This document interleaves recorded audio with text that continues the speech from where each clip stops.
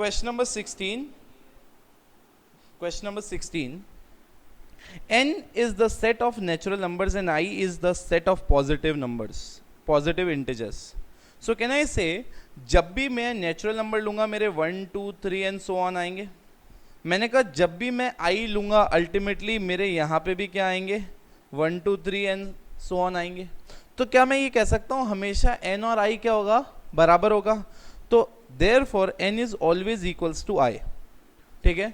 Some students might get confused in option number C, which is n is subset or equal set of positive integer numbers. ये वैसे valid है, इसमें कोई ऐसा नहीं है कि दिस इज करेक्ट, बट इसमें दूसरी कंडीशन भी हो सकती है दैट i इज सबसेट और equal set of natural numbers. तो इसलिए therefore we are choosing A as being the most appropriate answer. C can also be the answer, but most appropriate is A. Question number 17. I is the set of isosceles triangles and E is the set of equilateral triangles. Now try to understand ये कौन से होते हैं triangle. जब भी मैं किसी triangle की बात करता हूँ और मैं कहता हूँ ये ट्राइंगल की ये साइड भी A है और ये साइड भी A है, तो मैं ये कहता हूँ ये ट्राइंगल आइसोस्केलस है. क्या है बेटा, आइसोस्केलस. आइसोस्केलस मतलब एक ऐसा ट्राइंगल जिसमें दो साइड बराबर हैं, जिसमें क्या है बेटा, दो साइड बराबर.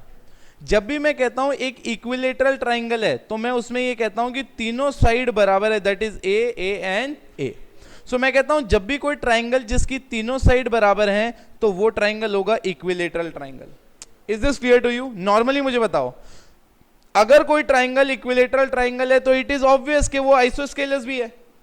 अरे दो साइड तो बराबर है ही ना, जिसकी तीन साइड बराबर है उसकी दो साइड तो बराबर है ही. तो क्या मैं ये कह सकता हूं कि हर इक्विलेटरल ट्राइंगल जो होगा वो आइसोस्केलस तो होगा ही होगा. Is this clear to you? Now try to understand. Option A, isosceles triangle is subset of equilateral triangle. Isosceles triangle is subset of equilateral triangle. हाँ कि ना?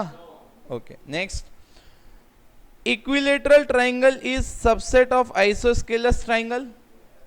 यस कि नो? हाँ कि ना? अरे यार, हर इक्विलेटरल ट्राइंगल क्या मतलब हर आइसोस्केलस ट्राइंगल इक्विलेटरल होगा क्या? हर आइसोस्केलस ट्राइंगल इक्विलेटरल होगा? नो. हर इक्विलेटरल ट्राइंगल आइसोस्केलस होगा क्या? यस. तो इसका मतलब equilateral triangle are subsets of isosceles triangle. Is this clear to you? Option आप देखोगे तो कौन सा मिलेगा आपको? Option number B. क्लियर है बच्चों? Now next, question number 18. कौन सा बेटा? Question number 18. If R is the set of isosceles right triangle. अब अगेन आइसोस्केलस में भी क्या हो गया? Right triangle. मतलब एक एंगल कौन, एक उसमें क्या है बेटा? ओके. तो मैंने कहा यहाँ पे अगर आप बनाओगे तो मैंने कहा ये साइड भी A है और ये साइड भी A है और इसमें एंगल कितने का आ रहा है? 90 डिग्री का. क्लियर है? मैंने कहा एक ये वाला हो गया और मैंने कहा ऐसे भी आइसोस्केलस ट्राइंगल हो सकते हैं जिनमें अल्टीमेटली क्या है बेटा, ये वाली साइड्स बराबर है. सो मैंने कहा क्या हर आइसोस्केलस ट्राइंगल राइट एंगल होगा? नहीं. जितने भी आइसोस्केलस ट्राइंगल होंगे उनमें से कुछ ही क्या होंगे बेटा? Right. But her right angle isosceles triangle isosceles तो होगा. हाँ कि ना? Let's try to figure out the options. Option number 1 says that what beta? R is equals to I. No. I is क्या है बेटा? ये तो उल्टा लिख रखा है. वैलिड है कि इनवैलिड है? क्या लिख रखा है बेटा ये? अरे लिख क्या रखा है? R is subset of I. ऐसा लिख रखा है. क्या लिखा हुआ है? I is subset of R. तो ऐसा है क्या कुछ? I is subset of R. हाँ कि ना? I is subset of R. मतलब हर राइट एंगल ट्राइंगल क्या होगा? आइसोस्केलस होगा. थर्ड वाला option, right angle triangle is subset of isosceles, होगा कि नहीं होगा? नो. अरे ऐसा हर राइट एंगल ट्राइंगल सबसेट होगा क्या आइसोस्केलस का? हर right angle triangle is subset of isosceles triangle. Yes के नो? नो. यस. आ रहा है क्या समझ में? कंफ्यूजन. क्वेश्चन नंबर 19, ऑप्शन क्या हो गया बेटा इसका? सी। n+1 divided by 2, n is a positive number यार, ये अपन ने बहुत बार कर लिया है। इसका कौन सा ऑप्शन है? Infinite set. क्या है बेटा? Infinite set, that is B. Next, ध्यान से देखो बेटा आप ये चीज़ें, आप ये जो क्वेश्चन है इनमें बहुत सारी सिर्फ नोटेशंस हैं, मतलब when you gonna go through you will find lot of notations in this.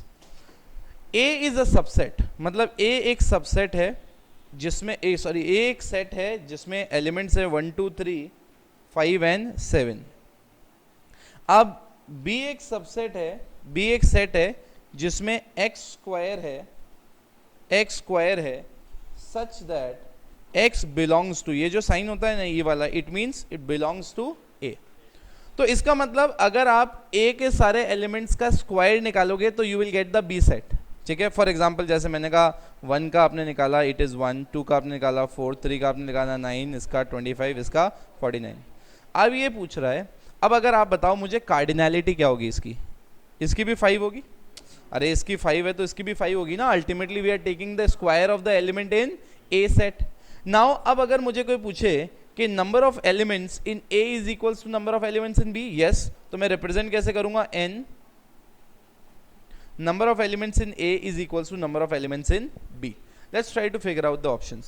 n bracket small b is equals to n small a, नहीं होगा बेटा, क्योंकि यहाँ पे कैप्स में दिया हुआ है आपको a और b, तो यहाँ पे कैप्स होना चाहिए, स्मॉल नहीं होना चाहिए। Number 2, n number of elements in B is greater than number of elements in A, no.